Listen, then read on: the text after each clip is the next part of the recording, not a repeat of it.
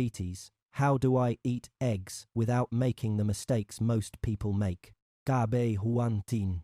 What if the most misunderstood part of your breakfast is not the egg itself?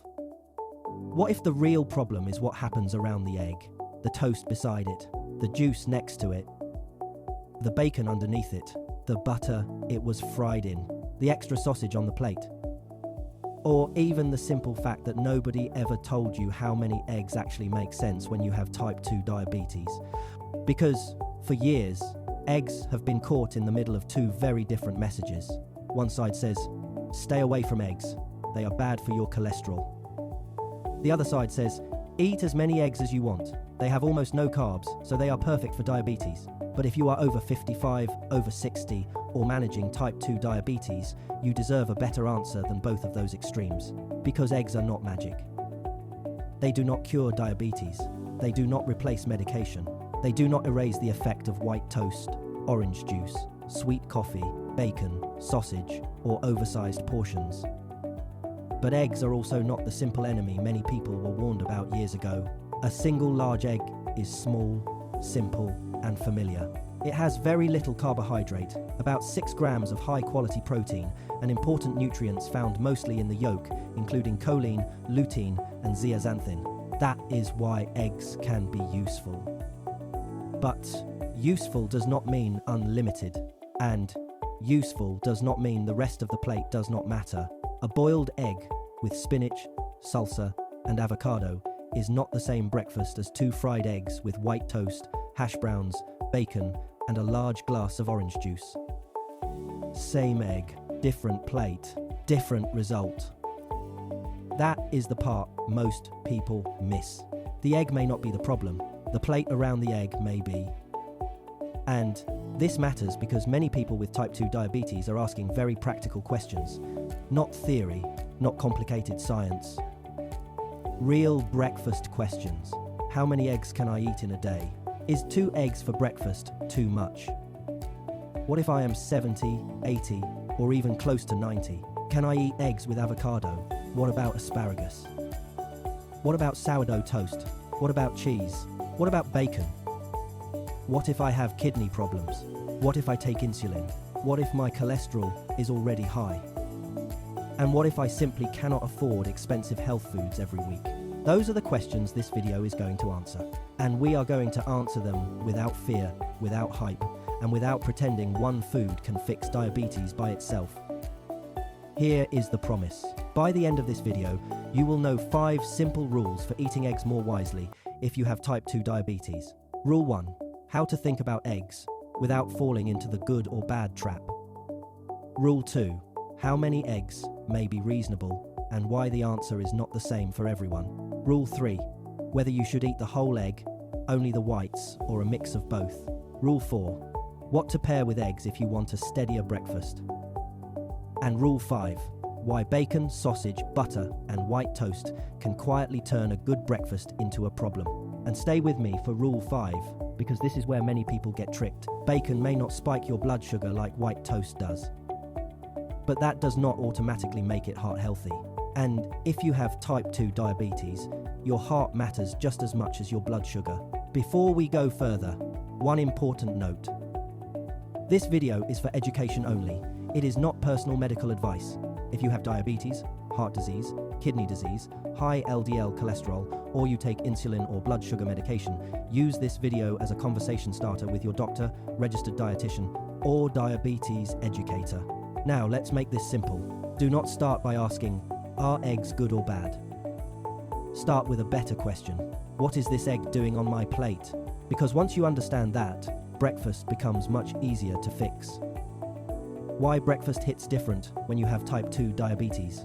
When you have type 2 diabetes, breakfast is not just breakfast. It is often the first glucose test of the day.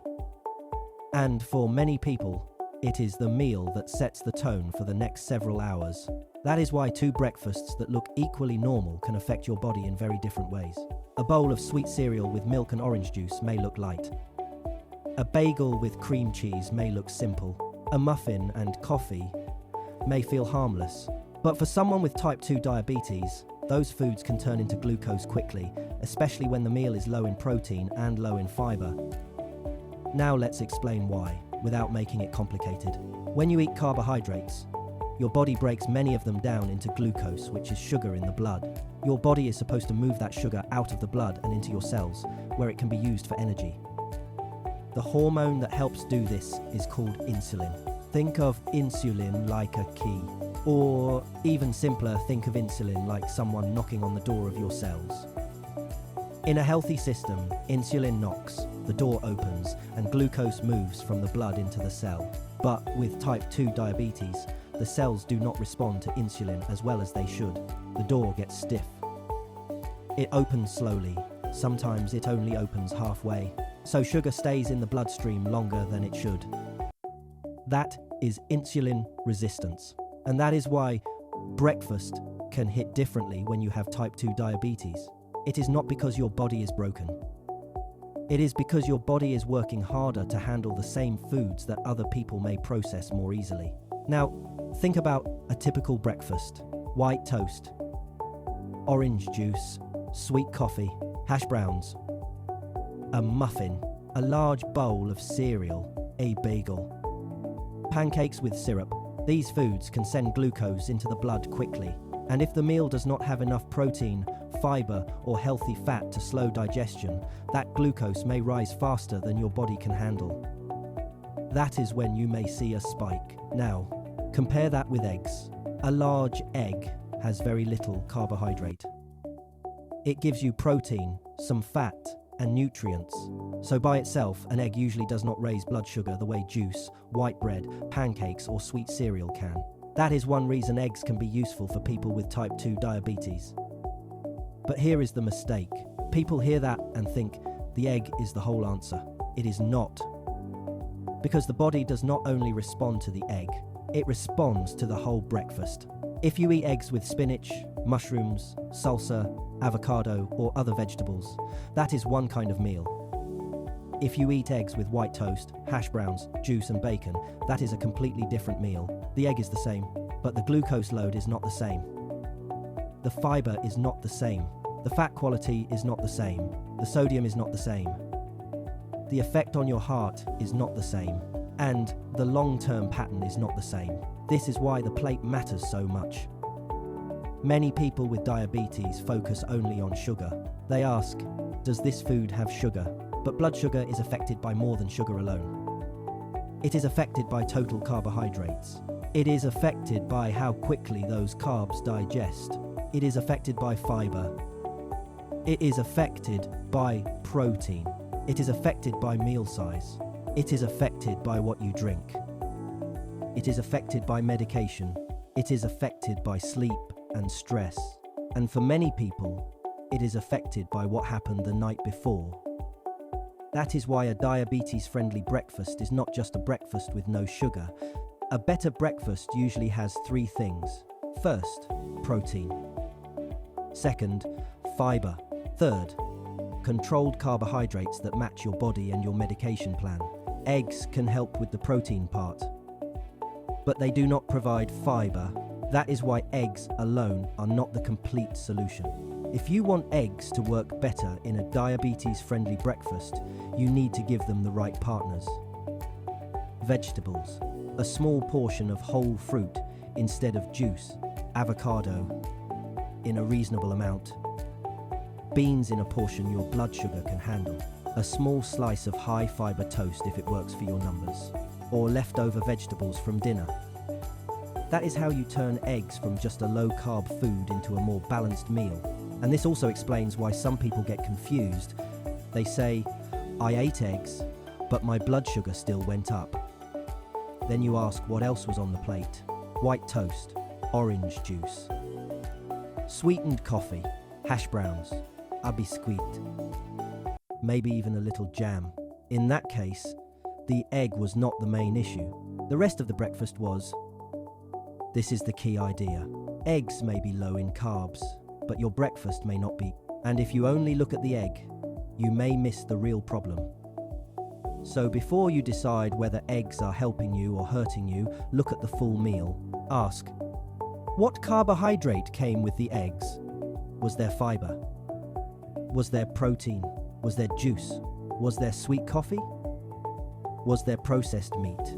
Was the egg boiled, poached, lightly cooked or fried in a lot of butter? Was this a simple breakfast or a heavy breakfast? Those questions matter more than the egg alone.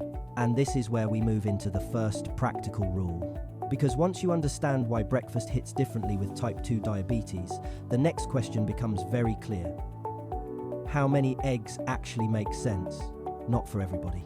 For you, because the egg is the same, but your body, your labs, your medication, your heart, and your kidneys may not be the same as someone else's. What eggs can do and what they cannot do.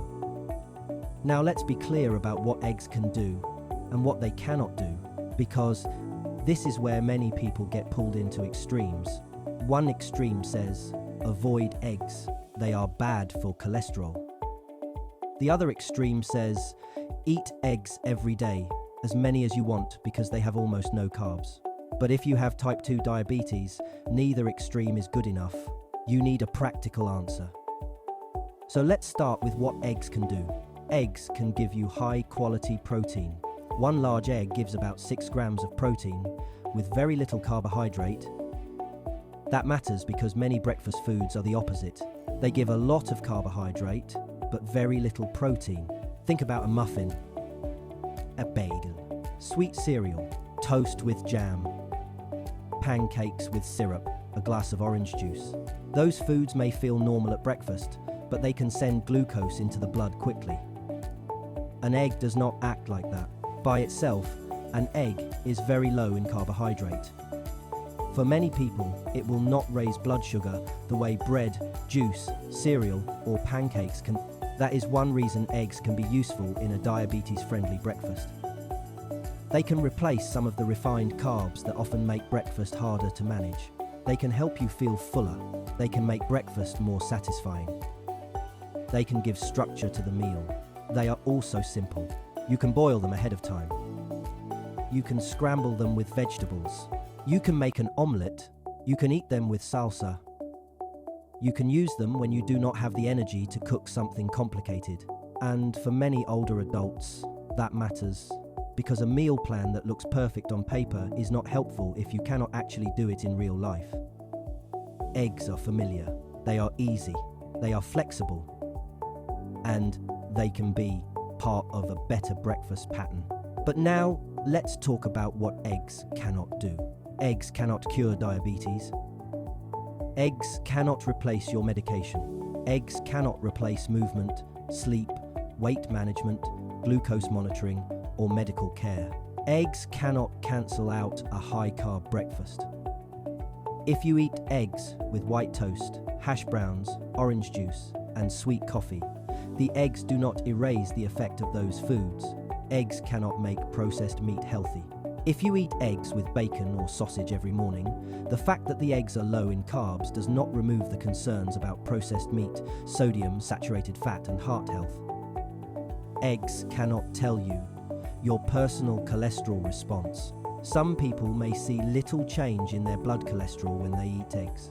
Other people may need to be more careful, especially if they already have high LDL cholesterol, heart disease, diabetes, or kidney disease. Eggs cannot decide your portion for you. 1 egg, 2 eggs, 3 eggs, or more do not mean the same thing for every person. Your body, your labs, your medications, your age, your appetite, your kidneys, and your heart history all matter. This is why the newest, more balanced way to look at eggs is not to treat them as a villain or a miracle. The better way is to treat them as one useful food inside a full eating pattern. That matters, because research on eggs is not perfectly simple. Some newer reviews suggest the evidence is not strong enough to tell everyone to avoid eggs. That is good news for people who are afraid of eating even 1 egg. But that does not mean eggs should be eaten in unlimited amounts by everyone. It means the bigger picture matters. Your total diet matters. Your saturated fat intake matters. Your processed meat intake matters. Your vegetables matter. Your fiber matters. Your activity level matters. Your genetics may matter. Your diabetes status matters. And if you already have heart disease or kidney disease, your personal medical advice matters even more. So here is the cleanest way to say it. Eggs can help you build a better breakfast, but they cannot rescue a bad one. If your breakfast is built around protein, fiber, vegetables, and controlled carbs, eggs can fit beautifully for many people. If your breakfast is built around eggs plus bacon, sausage, butter, white toast, juice, and no fiber, then the egg is not enough to make that breakfast healthy. This is why I do not want you to think of eggs as a cure. Think of them as a tool, a useful tool, but still just a tool. A hammer can help build a house, but a hammer cannot fix a bad blueprint. In the same way, eggs can help build a better breakfast, but they cannot fix a breakfast pattern that is working against you every morning. Now that we understand what eggs can and cannot do, we can answer the question viewers asked the most. How many eggs can you actually eat if you have type 2 diabetes? And the answer is not the same for everyone. But there is a safe way to think about it. Know your personal egg limit. Now, let's answer the question many people really came here for. How many eggs can I eat? 1, 2, 3? Every day? Only a few times a week? And what if you are older, have had type 2 diabetes for years, or already eat 2 eggs every morning? This question matters because many people are not asking out of curiosity. They are asking because eggs are already part of their routine. They may be eating 2 boiled eggs for breakfast every day. They may add another egg at lunch. They may be 70, 80, or close to 90 years old. They may have type 2 diabetes, high cholesterol, kidney problems, or take insulin. So they are not asking, are eggs interesting? They are asking, am I safe? And the honest answer is this. There is no perfect egg number for every person. The egg is the same. The person eating it is not a 60-year-old with type 2 diabetes, normal kidney function, healthy LDL cholesterol, no heart disease, and regular walking habits is not in the same situation as an 85-year-old with diabetes, kidney disease, high LDL cholesterol, and a history of heart problems. Same egg, different body, different risk, different answer. So instead of giving one hard number for everyone, use a safer frame. For many adults, 1 egg a day or several eggs per week can fit into a healthy eating pattern. Some studies in people with pre-diabetes or type 2 diabetes have looked at higher egg intakes, such as 6 to 12 eggs per week, and did not find clear harm to cholesterol, triglycerides, fasting glucose, or insulin levels when eggs were part of a controlled eating plan. That is important. It means people with diabetes do not automatically need to fear every egg. But this does not mean everyone should eat 12 eggs per week. And it definitely does not mean 3 or 4 eggs every day is the right advice for every older adult with diabetes. This is where many internet videos go too far. They take a food that may be useful and turn it into a rule for everyone. But diabetes does not work that way. Your egg limit should depend on your whole health picture. Ask yourself, do I have high LDL cholesterol? Do I have heart disease? Have I had a heart attack or stroke? Do I have kidney disease? Has my doctor told me to limit protein? Has my doctor told me to limit cholesterol? Do I take insulin? Do I take medication that can cause low blood sugar? Do I eat bacon or sausage with my eggs most mornings? Do I eat eggs instead of refined carbs? Or do I eat eggs on top of toast, juice, and hash browns? These questions change the answer. For example, 1 boiled egg with vegetables may fit very well for many people. 2 eggs with spinach, mushrooms, and salsa may also fit for many people. But 3 eggs fried in butter with bacon, sausage, white toast, and orange juice every morning is not the same thing. The problem is not only the number of eggs, it is the total pattern. This is why moderation is the safest message. Not fear, not unlimited eating. Moderation. For many people, a reasonable starting point may be 1 egg a day, or several eggs spread across the week. If you want more than that, especially if you already have diabetes, high LDL cholesterol, heart disease or kidney disease, it is wise to check with your doctor or dietitian and look at your lab numbers. Do not guess. Use your data. Look at your A1C. Look at your fasting glucose. Look at your LDL cholesterol. Look at your kidney function. Look at your blood pressure. Look at your weight trend. Look at what you are eating with the eggs. Because the number of eggs is only one part of the story. Now, if you monitor your blood sugar, here is a practical way to learn from your own body. Test your blood sugar before breakfast, if that is part of your plan. Eat your normal egg breakfast. Then check again about 2 hours after eating, if your care team has told you to monitor that way. Do this with different breakfasts. Eggs with vegetables. Eggs with toast. Eggs with avocado. Eggs with fruit. Eggs with bacon. Eggs with oatmeal.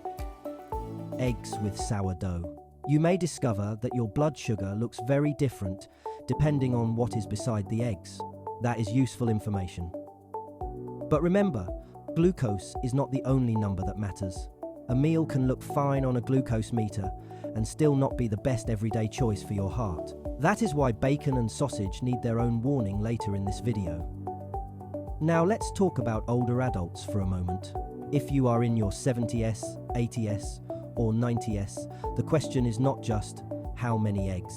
The question is also, are you getting enough protein overall? Are you losing muscle? Are you eating enough? Do you have kidney disease? Are you on medications that change your appetite or blood sugar? Do you have trouble cooking? Do you need easy foods that are simple to chew and prepare? For some older adults, eggs can be helpful because they are soft, easy, familiar, and protein-rich. But if kidney disease is part of the picture, protein advice may need to be individualized. So again, the answer is personal. Now let's talk about insulin. If you take insulin or certain diabetes medications, be careful when changing your breakfast. If you suddenly remove toast, cereal, juice, or other carbs and replace them with mostly eggs, your blood sugar may run lower than usual. That can be dangerous if your medication is not adjusted properly. So, do not change your medication on your own. Bring your breakfast pattern and glucose readings to your doctor, dietitian, or diabetes educator. Ask them, based on my A1C, LDL, cholesterol, kidney function, medications, and heart history, how many eggs per week make sense for me? That is a much better question than simply asking, are eggs good? Because it forces the answer to fit your body. So here is the practical takeaway from rule number 1. For many people with type 2 diabetes, eggs can fit. 1 egg a day may fit. Several eggs per week may fit. Even higher amounts may fit for some people when the overall diet is healthy and lab numbers are monitored. But more is not automatically better.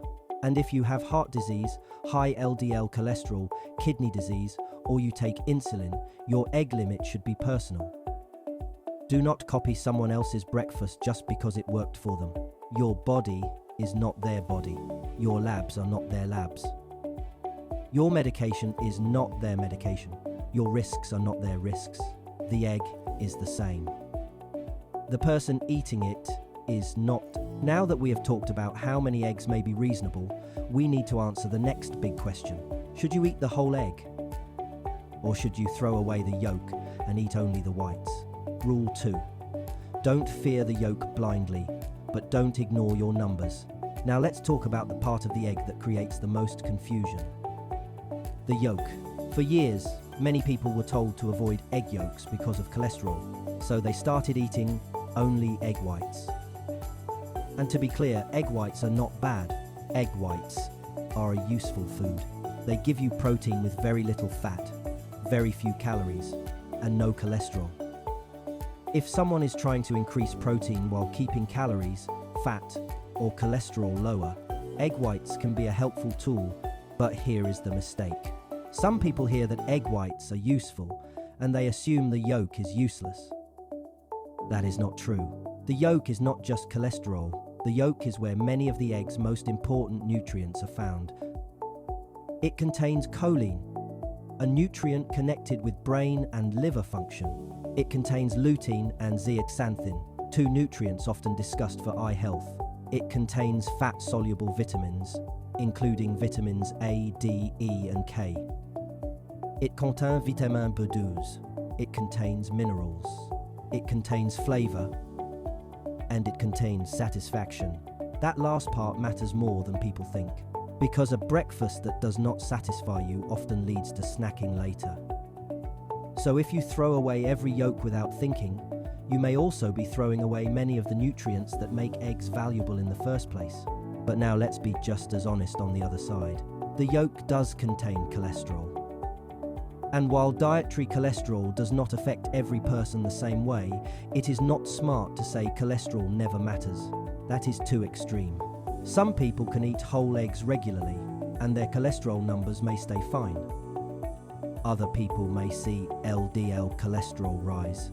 And if you already have type 2 diabetes, high LDL cholesterol, heart disease, kidney disease, or a history of heart attack or stroke, your personal numbers matter more than a general rule on the internet.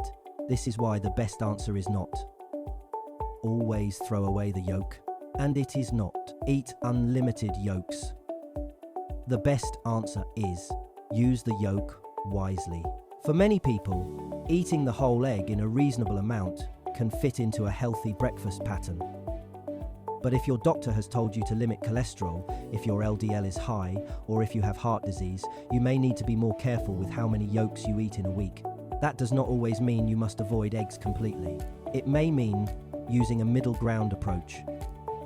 For example, instead of eating 3 whole eggs, you might eat 1 whole egg plus extra egg whites. That gives you the nutrients and flavor from the yolk. It gives you more protein from the whites. And it keeps the total cholesterol and fat lower than eating several whole eggs at once. For many people, that is a practical compromise. Not extreme, not fearful, not careless, just practical. Here is another example. If you normally eat 2 whole eggs every morning and your LDL cholesterol is high, you could ask your doctor or dietitian whether a mix of 1 whole egg plus egg whites would be better for you. If your cholesterol numbers are healthy, your kidney function is normal, and your overall diet is strong, your answer may be different. That is the key. Your lab numbers get the final say, not fear, not hype, not one person in the comments, not one video. Your body, your blood work, your health history, your pattern. Now, some people ask about egg substitutes or plant-based eggs. Those can work for some people, especially if someone cannot eat eggs or chooses not to. But do not assume every egg substitute is automatically healthier. Some are lower in cholesterol, but they may also lack some of the natural nutrients found in egg yolks. Some may contain more sodium. Some may contain extra ingredients, so if you use them, read the label. Look at the protein. Look at the sodium. Look at the carbohydrates. Look at the ingredients. The same rule applies. Do not judge by the front of the package. Look at what is actually in the food. Now let's bring this back to type 2 diabetes. For blood sugar, the yolk is usually not the main problem. The bigger blood sugar problem is usually what comes with the eggs.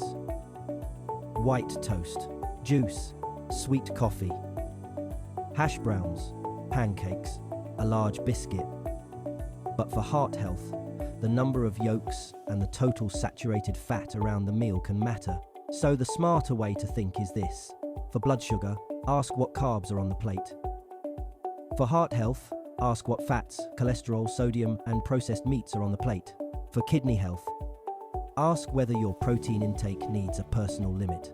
That is why one breakfast can look good for glucose but still not be ideal for your long-term health. A plate of eggs and bacon may not raise blood sugar as quickly as pancakes. But if it becomes your everyday meal, your heart may not love that pattern. So do not make the yolk the villain. But do not ignore your numbers either. Remember this line. The yolk is not just cholesterol, but your cholesterol numbers still matter. If you are healthy, active, and your labs look good, whole eggs may fit well. If you have high LDL, heart disease, kidney disease, or your doctor has told you to limit cholesterol or protein, ask for a personal target. And if you want a simple middle ground option, try this. 1 whole egg, for nutrients and taste. Extra egg whites for more protein. Vegetables for fiber, and skip the processed meat most days. That is a much smarter breakfast than fearing the yolk or eating unlimited eggs without thinking. Now that we have handled the yolk, we need to answer the question people ask right after that. What should you actually eat with eggs? Because this is where eggs either become a steady breakfast or a breakfast mistake hiding in plain sight. Rule 3. Pair eggs with fiber, color, and volume. Now, let's answer the question that may be the most useful in real life. What should you actually eat with eggs? Because many people do not have a problem with the idea of eggs. They have a problem with eating eggs alone. A plain boiled egg can feel boring. Scrambled eggs can feel too small. An omelette can feel unfinished. And if you do not plan ahead, it is very easy to add the same sides most people grew up with. Toast, hash browns, bacon, sausage, juice, a biscuit, sweet coffee, and that is how a simple egg breakfast becomes a blood sugar problem. So here is the rule. Pair eggs with fiber, color, and volume. Why? But they do not bring fiber. That is the missing piece. Eggs can help with protein. Eggs can help with fullness. Eggs can help replace a high-carb breakfast. But eggs do not give you the fiber that helps slow digestion, support fullness, and soften the rise in blood sugar after a meal. That is why the best egg breakfast is usually not just eggs. It is eggs plus something that adds fiber, something that adds color, something that adds volume without adding a lot of refined carbohydrate. Think of eggs as the anchor, then think of vegetables and fiber-rich foods as the stabilizers. The anchor helps hold the meal together. The stabilizers help keep the meal from turning into a quick sugar rise. So what can you pair with eggs? Let's make this practical. Spinach is one of the easiest choices. You can add spinach to scrambled eggs. You can fold it into an omelette. You can put a boiled egg on top of a small bowl of spinach with salsa. You can even use frozen spinach if fresh spinach is too expensive or spoils too quickly. That matters because healthy food has to work in real life. Mushrooms are another good choice. They add volume, they add flavor. They make eggs feel like a bigger meal without adding many carbohydrates. Bell peppers are useful too. They add color, crunch, and a little natural sweetness without turning the meal into a dessert. Asparagus works well with eggs, especially if you like a simple breakfast that feels more like a real plate of food. Tomatoes can help too. Fresh tomatoes, roasted tomatoes, or a small amount of salsa can make boiled eggs taste better, especially for people who do not like the smell of plain eggs. Cauliflower is another smart option. Some people use riced cauliflower in scrambled eggs. That may sound strange at first, but it can bulk up the meal without adding many carbs. It takes on the flavor of the eggs and seasoning, and it makes the plate feel fuller. This is a useful trick for people who say, eggs alone do not fill me up. Now, let's talk about avocado. Many people ask about eggs and avocado. For many people with type 2 diabetes, that can be a smart pairing. Avocado adds healthy fat, creaminess, and satisfaction. It can help make the meal feel more complete, but use a reasonable amount. Healthy fat is still fat. It still has calories, so think slices, not an unlimited bowl. A few slices of avocado with eggs and vegetables can be very different from a large avocado-heavy meal with toast, cheese, and extra oil. Again, portions matter. Now what about cheese? Cheese can make eggs taste better. A small amount may fit for some people, but cheese can also add saturated fat and sodium. So use it as flavor, not as the foundation of the meal. If the omelette is mostly cheese with a little egg, that is not the same as a vegetable omelette with a small sprinkle of cheese. The balance matters. What about sourdough toast? This is a big one. Some people with diabetes do better with sourdough or whole grain bread than white bread. But sourdough is still bread. It still contains carbohydrates. So the question is not, is sourdough allowed? The better question is, how much are you eating? What are you eating with it? And what does your blood sugar do afterward? For some people, one small slice of sourdough with eggs and vegetables may fit. For another person, even one slice may raise blood sugar more than they want. For someone else, 2 large slices with butter and jam may be too much. So do not treat sourdough like a free food. Treat it like a carbohydrate that needs a portion. If you choose bread, look for higher fiber, smaller portions, and avoid turning breakfast into mostly bread with a little egg on the side. The egg should not be the decoration. The egg should be part of a balanced plate. Now let's talk about fruit. Fruit is not forbidden, but fruit juice and whole fruit are not the same. A glass of orange juice can deliver sugar quickly, without much fiber and without much chewing. That can raise blood sugar fast. A small serving of whole fruit is different. Berries, apple slices, or a small piece of fruit may work better for many people because whole fruit brings fiber and slows the eating process down. So if you want fruit with eggs, think whole fruit, not juice. And if you monitor your blood sugar, check how your body responds. Now let's build a few real breakfast plates. Plate 1. 2 boiled eggs, spinach, salsa, and a few slices of avocado. This plate gives protein, fiber, flavor, and healthy fat. It is simple. It does not require fancy cooking. And you can use frozen spinach if needed. Plate 2. 1 whole egg plus extra egg whites, scrambled with mushrooms, peppers, and onions. This gives you protein, some yolk nutrients, more volume, and more vegetables. Plate 3. A veggie omelette with spinach, tomatoes, and a small sprinkle of cheese. The key is that the vegetables are the main addition, not bacon and heavy cheese. Plate 4. 1 egg on a small slice of high-fiber toast with avocado and tomato. This may work for some people who want bread, but the portion has to stay controlled. Plate 5. Eggs with leftover vegetables from dinner. This is one of the most underrated options. Leftover broccoli, green beans, cabbage, zucchini, kale, peppers, roasted vegetables. You do not need traditional breakfast food to make a diabetes-friendly breakfast. You need protein, fiber, and a plate your body can handle. Now, what if money is tight? This matters because not everyone can buy fresh avocado, organic greens, or specialty bread. A diabetes-friendly breakfast does not need to be expensive. Frozen vegetables can work. Cabbage can work. Canned tomatoes with no added sugar can work. Salsa can work. Leftover vegetables can work. Beans can work in a small portion for some people if their blood sugar response is okay. Even adding a handful of vegetables to eggs is better than eating eggs with only white toast and juice. The goal is not a perfect breakfast. The goal is a better pattern. Now let's make this even simpler. When you build an egg breakfast, ask 3 questions. Question 1. Where is the protein? The eggs answer that. Question 2. Where is the fiber? That may come from vegetables, berries, beans in the right portion, or a small high-fiber grain. Question 3. Where is the blood sugar trap? That may be juice, white toast, hash browns, sweet coffee, jam, syrup, or a large portion of bread.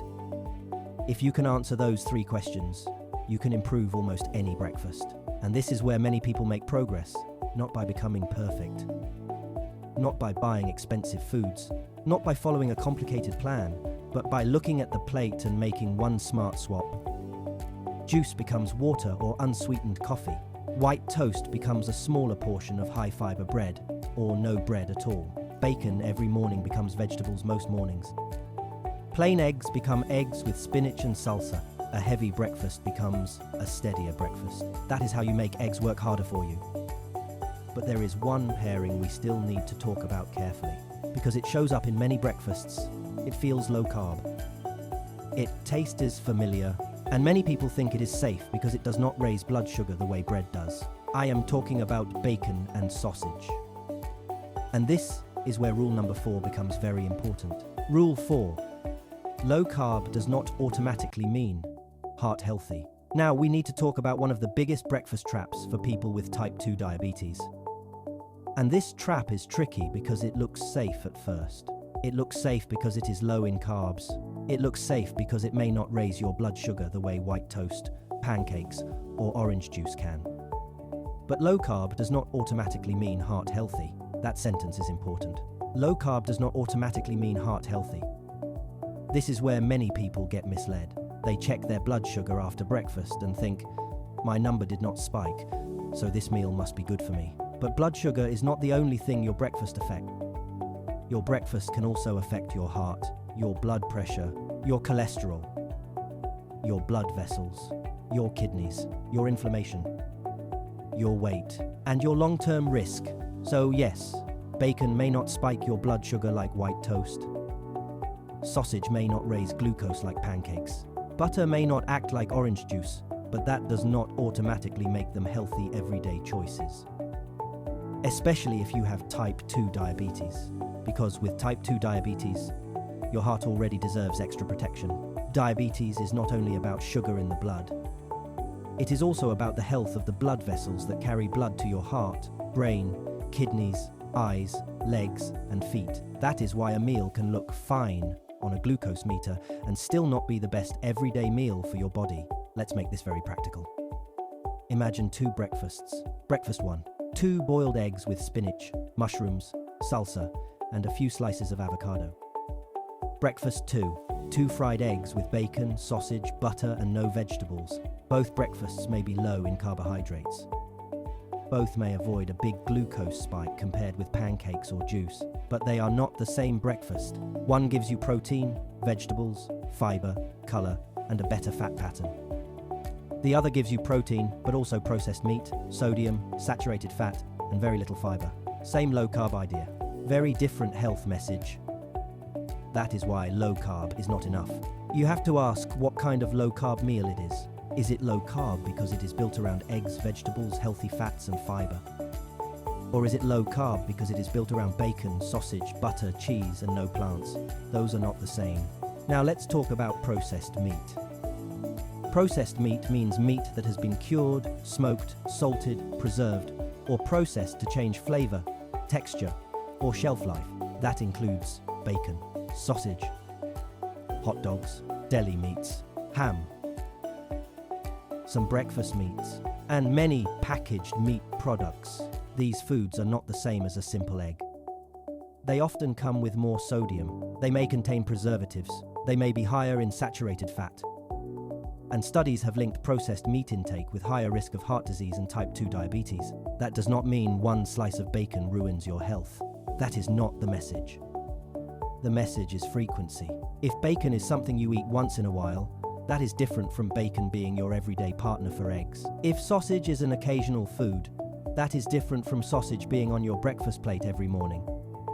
The body does not only respond to one meal, it responds to patterns, and patterns are built from repeated choices. That is why I want you to remember this line. Bacon may not spike your blood sugar like white toast, but that does not make it heart-friendly. This is especially important for people who say, I just dropped the carbs, so bacon and butter are fine. Dropping refined carbs can help many people, but if you replace every carb with processed meat and saturated fat, you may solve one problem while creating another. You may improve the glucose number after breakfast, but still build a pattern that is not ideal for your heart. And for someone with type 2 diabetes, that matters. Heart disease is one of the biggest long-term concerns in diabetes. So a smart diabetes breakfast should not only ask, will this spike my blood sugar? It should also ask, is this protecting my heart? Is this helping my blood pressure? Is this supporting my cholesterol numbers? Is this giving me fiber? Is this something I can repeat safely most mornings? That is the difference between a short-term glucose trick and a long-term health pattern. Now let's talk about butter. Butter is not sugar. Butter does not act like juice. Butter does not raise blood sugar in the same way a bagel can. But butter is high in saturated fat. And if you fry eggs in a lot of butter every morning, especially while also adding bacon, sausage, and cheese, the meal may become much heavier than you realize. Again, the message is not panic. It is awareness. A little butter once in a while is not the same as using a lot of butter every morning. But if your daily breakfast is built around butter-fried eggs, bacon, sausage, and no vegetables, it may be time to rethink the pattern.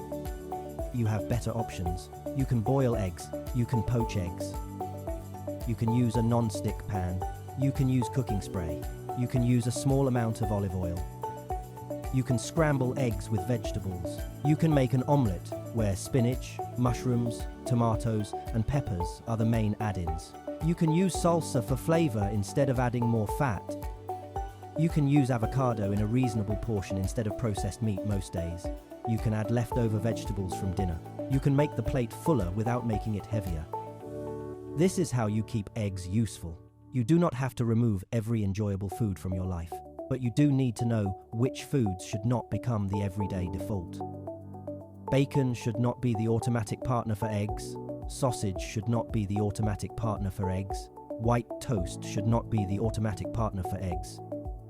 Juice should not be the automatic partner for eggs. The better default is vegetables. The better default is fiber. The better default is a plate that gives your body something more than protein and fat. Now, let's compare the difference. If your usual breakfast is eggs, bacon, white toast, and juice, you do not need to become perfect tomorrow. Just change one piece. Keep the eggs. Remove the juice. Or keep the eggs and replace bacon with spinach and salsa. Or keep one slice of toast instead of two and choose higher fiber bread. Or keep one whole egg and add egg whites, then add vegetables. Or boil the eggs instead of frying them in butter. Small changes count, but they only count if you repeat them. The goal is not to win one perfect breakfast. The goal is to build a better morning pattern. And here is the pattern I want you to remember. Eggs plus vegetables is usually a better daily pattern than eggs plus processed meat. Eggs plus fiber is usually better than eggs plus refined carbs. Eggs cooked simply are usually better than eggs cooked in heavy butter or bacon grease. Eggs as part of a balanced plate are better than eggs used as an excuse to ignore the rest of the meal. This is the real lesson.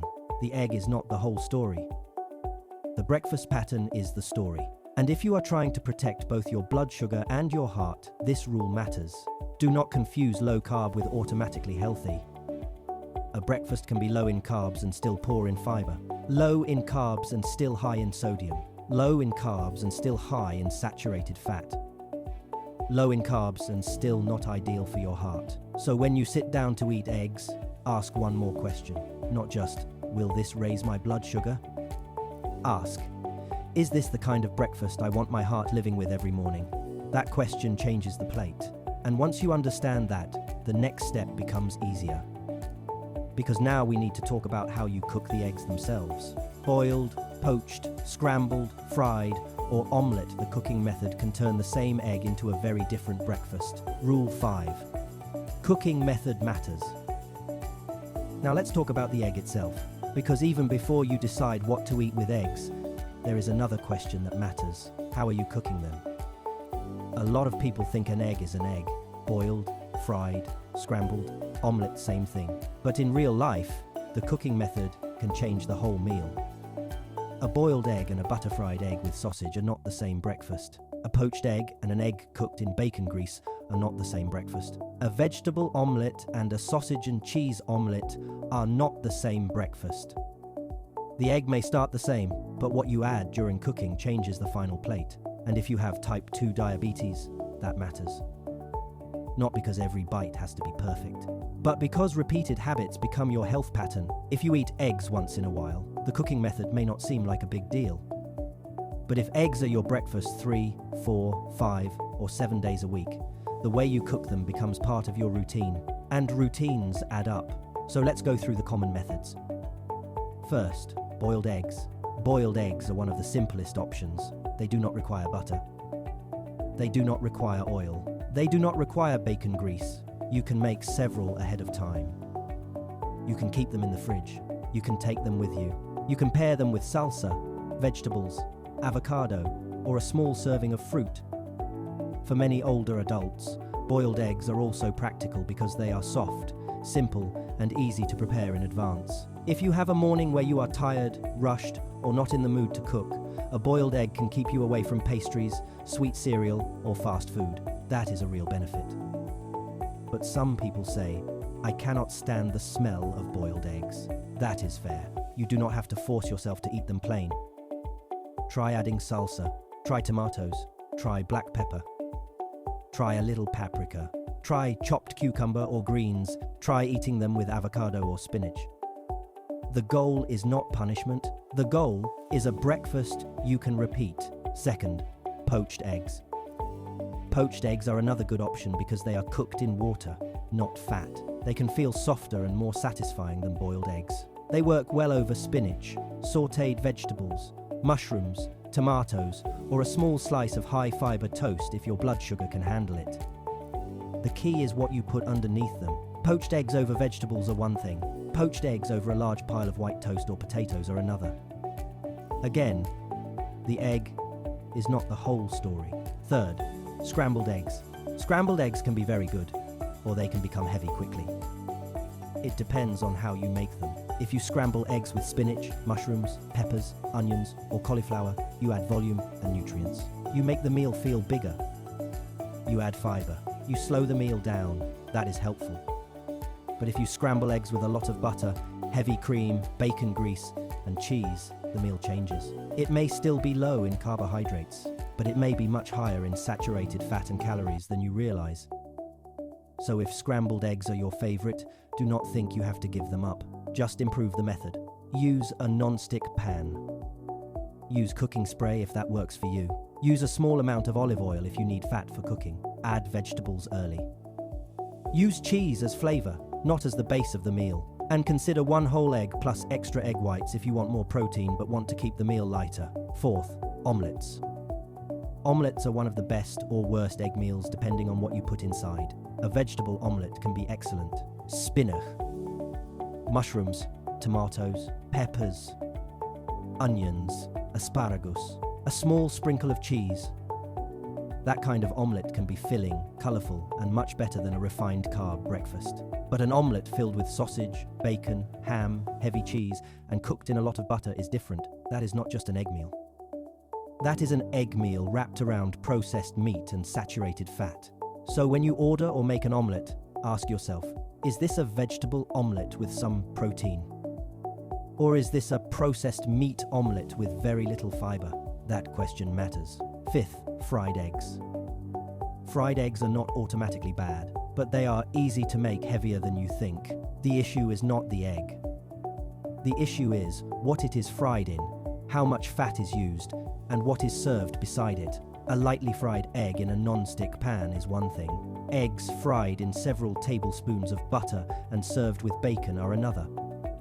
Eggs fried in bacon grease are another. A fried egg on vegetables is different from a fried egg on white toast with hash browns. So, if you like fried eggs, keep the method simple.